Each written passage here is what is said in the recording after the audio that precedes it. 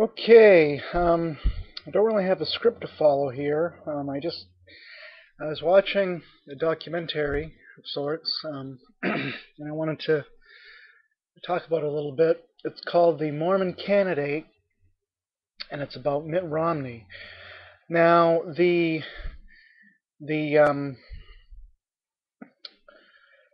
presidential race for this year, I haven't really been following it because um, I don't really like any of the candidates that were running for the Republican ticket too much, or on the Democratic side.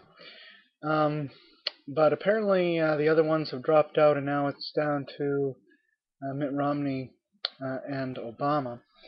And you can vote for whomever you want or not vote. If you are an American citizen, that is uh, you're free to do as you choose. And I'm not going to tell you who to vote for or who to not vote for in this video, but I would like to remind everybody that Mitt Romney is a Mormon, and he believes the things Mormons believe, and he does the things Mormons do. And when you go into the voting booth, you should keep that in mind. Doesn't mean you can't vote for him if you so choose, but know that you are voting for a Mormon. Now, what I really wanted to do, though, is not so much talk about Mitt Romney, is talk about what the um, documentary from the BBC, a news program, I guess you would call it, had to say about Mormonism. Now, I myself have um, looked into Mormonism a great deal. I've talked with Mormon missionaries before. One of them was named Elder Holland, by the way, and one of the main people they interviewed in this documentary was Apostle Jeffrey R. Holland, um, who may or may not have been the father, perhaps, of this missionary, or grandfather, cousin, maybe. Um, I always wonder that, if it's the same Holland, the same family of Hollands. Um, but at any rate, I've talked to missionaries, I've read Mormon scriptures, I've read things about Mormonism, pro and con. I've been to Mormon church before, the ward. I've never been to the temple. Um, I'm not allowed to go to the temple except during I don't know if you call it the christening or the grand opening of the temple. But I don't think there's any like near here, so I couldn't do that anyways. But at any rate, I would like to say that what I have seen in this documentary is 100% accurate. Um, it was not. Um, a lot of times when you have like an expose on Mormonism, things can get a bit sensationalistic. Um, and I don't think this was.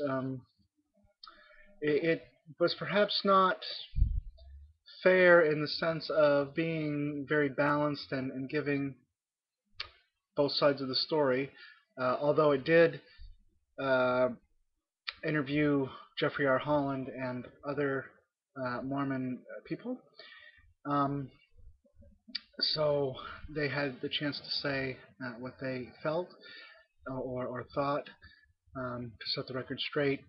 Now it was interesting that when they were asked,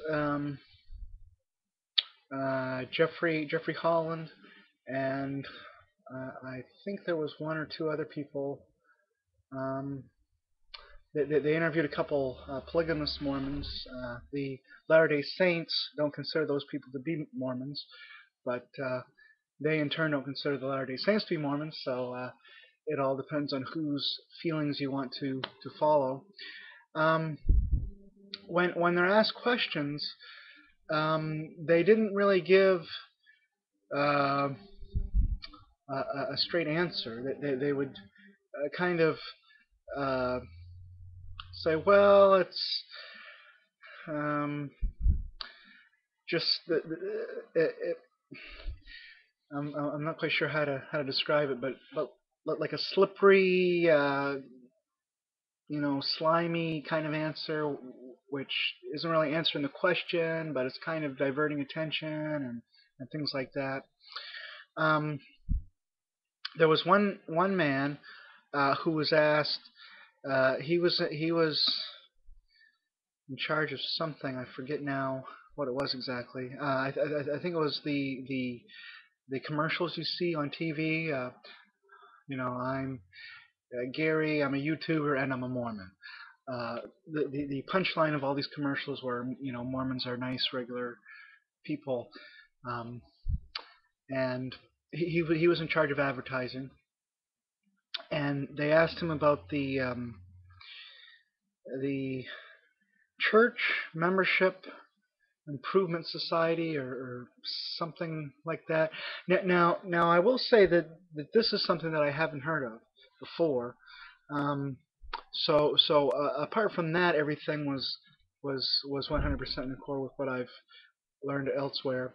But this seemed to be something that, unless they were using creative editing, the documentary filmers, it seemed to be something that is a legitimate problem because everybody was kind of giving these half answers and so on when they were asked about it. So this guy in charge of advertising, he said he never heard of it, and then the interviewer asked him again. He kind of reworded it a little bit, the question, and the guy was like, well, yeah, there is such a thing, and it started out.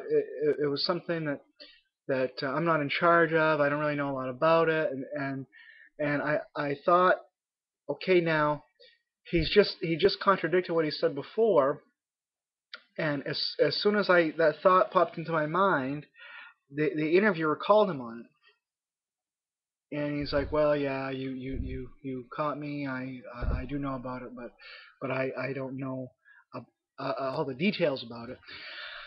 And what this is, this society within the Church of Latter-day Saints, they will follow people around that are quote unquote anti-Mormons, that were Mormons at one time, but they're leaving the church, um, getting excommunicated or apostatizing or what have you, and they'll look at their emails and so on and so forth. Um, Mitt Romney's relative has been kicked out of the church, according to this program, and he said he's been followed by people who may or may not have been part of this membership improvement society. Um, so that was something that I learned, if that is true, that I didn't know about. But the other things, like how people are intimidated, people are disowned from their families, things like that, there was nothing new there to me. What was really interesting is when the guy, the host of the show, went in to interview Apostle Jeffrey R. Holland. Now Holland, he is the ninth in line. So you've got Thomas Munson at the top. He's the direct successor of Joseph Smith, and Brigham Young, and whoever. Gordon B. Hinckley was the most recent one before Munson took over. So he's number one, and then ninth in command is Holland. Now Holland is considered to be an apostle. He's considered to be a prophet, seer, and revelator of the church. Okay, so this isn't some 18-year-old kid who's trying to hide his acne when he's knocking on your door, riding his bicycle through town. And I don't mean that to be derogatory of young people that ride bicycles with acne problems, but he has a direct line to God. Um, he was the president at BYU, the president of BYU at one point in his life, uh, according to the Wikipedia article that I skimmed. Um, he has a master's degree from Yale University. Uh, okay, so this guy really knows his stuff. If you want to know about Mormonism, you go see him. Well, he was asked about the Book of Abraham. Now, the Book of Abraham is a scroll, a papyrus of a scroll that is still in existence. It was damaged in the Great Fire of Chicago, but it is still in existence today, the remains of it. And Joseph Smith translated the Book of Abraham from this papyrus. But when Egyptologists looked at it, when Smith first had this, Egyptology hadn't really developed to a point where people could decipher Egyptian hieroglyphics, but now they can, and it has 100% of the scroll is 100% different from what Joseph Smith said that it said, under the direct inspiration of God. He translated it under the direct inspiration of God, and he got it 100% wrong. The interviewer asked Jeffrey Holland about this problem, and Jeffrey Holland did not deny that is the case. What he said was that the Book of Abraham is Scripture. It's the Word of God. But it doesn't really matter if it doesn't match what Smith said. It doesn't really matter if it matches what Smith was translating from or not. Okay, well that is the silver bullet right there. That the whole thing, the whole house of cards of Mormonism, it can't be true. It just can't be true. The leading, well, one of the leading authorities, who is an apostle with a direct line to God, has a master's degree from Yale University, president of the Mormon College University, Brigham Young University. Not now, but he was in the past. He admits that Smith got this translation wrong while under inspiration. Okay, and Mormonism is all based on this gift that Joseph Smith has from God to be able to translate ancient texts like the Book of Mormon and the Book of Abraham. So these are the kinds of things that Mitt Romney is going to have to believe if he is a Mormon. There's logical problems with their conception of the deity, which I don't have time to get into now, but you can't have an infinite regress with eternal progression and deification and all that.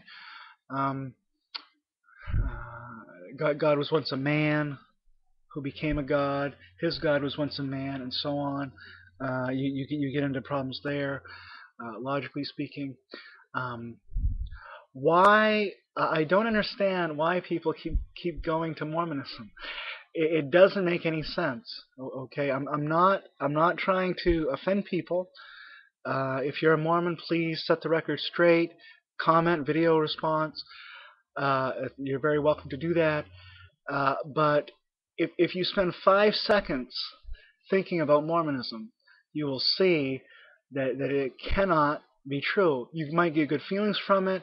It might bring you joy to your family life, although I think that's debatable. But it does not. It's not true. It's demonstrably false. So the bottom line is, the documentary "The Mormon Candidate" by the BBC is accurately representing Mormonism. So if you've seen that, that is what Mormonism is. Okay, it's accurate.